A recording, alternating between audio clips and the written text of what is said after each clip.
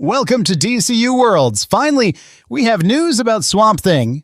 Since James Gunn announced the first chapter, we haven't received major updates from those involved in the project. We've had rumors, we've had big announcements, but we've had nothing about the Swamp Thing film. However, director James Mangold shared some interesting information that gives us an idea of the film's tone. So this is one of the films from the very first chapter of the DCU that I think many people are excited to see, including me.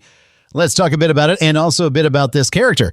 We also had news about the Supergirl movie, which has already started filming, and right now they might be shooting there in London at the Warner Studios in Leavesden.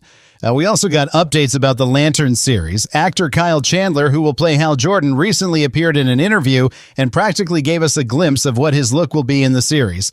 Even actor Aaron Pierre is already physically preparing to play Jon Stewart, and filming for Lanterns is expected to start next month. We also heard rumors about the Amanda Waller series and about the SGT Rock movie.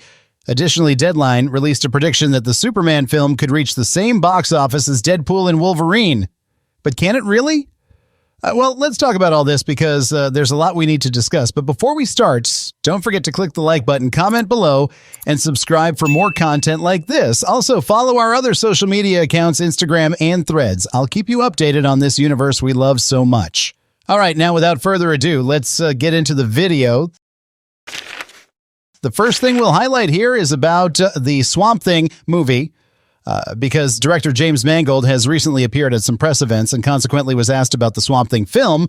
And he said this: "Although DC Studios sees it as a franchise, I see it as a simple and clear gothic horror about this creature. I'm doing it my way, as if it were an independent film." So it's important to highlight here that he says he sees Swamp Thing as a gothic horror film. And he also mentions he's making an independent film. First, I want to say that I think this character is very important. He can be crucial for this first chapter of the DCU. Moreover, he is one of those characters that deals a lot with themes about preserving nature. So I think bringing him to these times could be very good for the audience. Swamp Thing had a live-action film in 1982, but it was poorly received because it was very bad. There was also a series that I actually think is pretty cool. But since it was a low-budget series and not as popular as Swamp Thing is in comics, it ended up not being successful. James Mangold also mentioned something very interesting. Just listen to what he said. Swamp Thing at DC, it's just a matter of, do we find a way on the page to say something original? Well, I didn't quite understand what he meant by finding a way on the page to say something original. Did he mean that the film will have an original story and won't be based on a comic? That doesn't make sense since the film will adapt the comics from Alan Moore's era, which is one of the most incredible comic phases ever. The way Alan Moore writes Swamp Thing is the ideal way for Swamp Thing to be adapted in the DCU.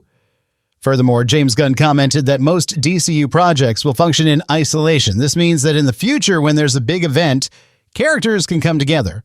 If this film is truly isolated, it could be even better because viewers won't need to watch other projects to understand this film's plot. However, it's possible some characters may appear in this film like John Constantine. Who knows? This film might be a direct link to a future Justice League Dark project. Anyway, I hope this time we get a decent adaptation of Swamp Thing. Well, now let's talk about the Supergirl movie because everyone's favorite informant, Daniel RPK, returned with some information from the DCU.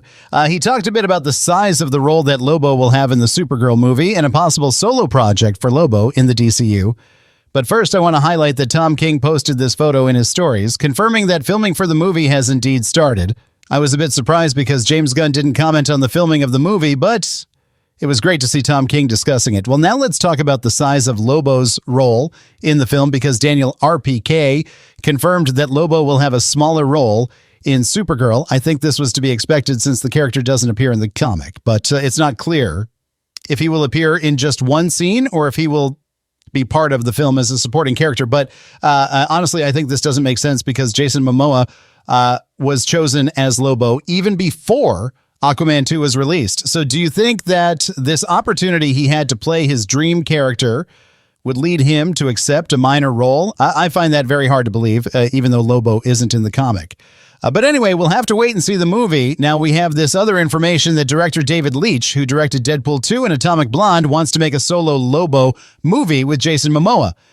This is something we've discussed here on the channel. I even mentioned that Lobo deserves his own series exploring various places in space to expand James Gunn's DCU. However, I think this could happen. I believe Lobo could indeed have a solo project in DCU's plans. If Clayface and Sergeant Rock have their films confirmed, why can't Lobo have one too? Now, if they go ahead with this movie, they will have to really lean into violence because Lobo is a very violent character. But anyway, that's not confirmation, so we can't say that Lobo's movie is confirmed. Well, we recently got updates about Lanterns, and actor Kyle Chandler, who will play Hal Jordan, appeared in an interview promoting the reboot of Friday Night Lights, his new film. However, he didn't mention anything about Lanterns during the interview. I heard some people commenting that this could be his look as Hal Jordan in the series. Also, I have a picture he took with a fan last month where he had a grown beard. Some people said this look resembled Hal Jordan from the comic Earth 1, and that this would also be his appearance as Hal Jordan in the series. Well, actor Aaron Pierre posted some photos, if I'm not mistaken, even videos on social media, doing leg training, or as they say, squats. And he is a strong guy who trains regularly, so he is living intensely through workouts to maintain the shape he has and to be well prepared for the Green Lantern series since filming starts next month. Makes sense for him to keep training to stay fit. Remembering that Jon Stewart will be the main Green Lantern of the DCU, or even of the Justice League. And it's interesting to think that kind of Jon Stewart will be trained by Hal Jordan, and that Hal Jordan will sort of pass the baton to Jon Stewart. So I'm very curious to see how their dynamic will be in the series. And as we know, the series will be very focused on investigation. The two Lanterns will kind of investigate crimes on Earth, like intergalactic cops. So basically, that's basically the synopsis of the series. We know that. But I'm curious to know if this series will be a limited series or if there will be other seasons, but that's it. We haven't had many updates about Lanterns, but surely we will next month. Now, we had this other information from Daniel RPK, who says that Amanda Waller's series, along with the Sergeant Rock movie, will start filming later this year. So, folks, about Amanda Waller's series, I find it very hard for them to start filming this year because there hasn't even been a confirmed cast nor any information from major sites about this project since James announced it in his first chapter. The only certain confirmation we had is that Viola Davis will return as Amanda Waller. Perhaps in a few months we will have more information about this series, but so far we can only consider it as rumors. Now, about the Sergeant Rock movie, I think, yes, this film will start filming this year, because we already have the director confirmed, who will be Luca Guadagnino and Daniel Craig as the protagonist, Sergeant Rock.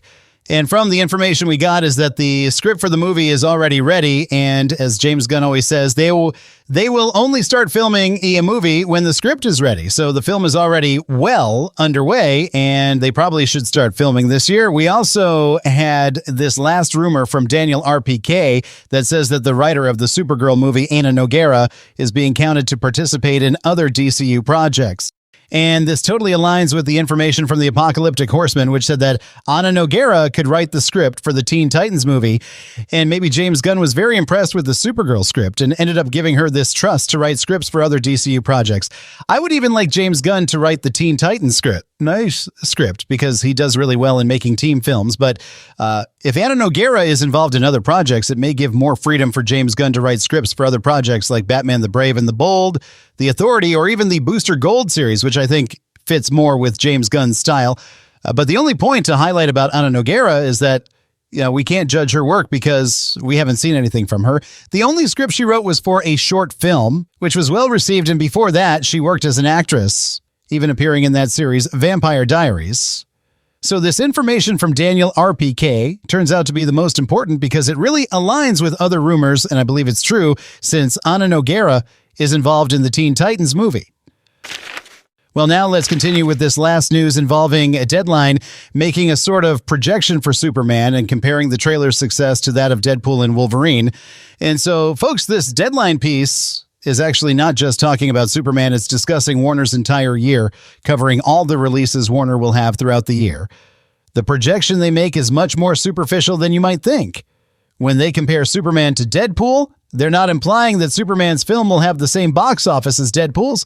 They're merely suggesting that for Warner, this Superman film will be like their own Deadpool and Wolverine, but the only direct comparison to make with Deadpool and Wolverine is regarding the trailers. In fact, Superman's trailer was a huge success, going viral online with many people commenting on it, which they even highlight in the article, stating that Superman's trailer was one of the most viewed trailers in DC history. But folks, I wouldn't place too much trust in this movie's success projection because the pessimistic analysis puts it between 600 and 700 million, but Superman could come out in July and be the summer movie like Deadpool and Wolverine was in 2024. Obviously, it could happen. We saw how many views the trailer got, and no one expected it to be a big hit, but it was. Still, folks, I wouldn't place too much confidence in this projection because DC has been a total failure in recent years, so I don't know if audiences are still excited about any DC film, but that's just my opinion. We'll have to wait to see the movie when it hits theaters. So everyone, that was all I wanted to share with you. Don't forget to hit that like button, comment below, and subscribe for more content like this. Thank you very much for watching, and I'll see you in the next video.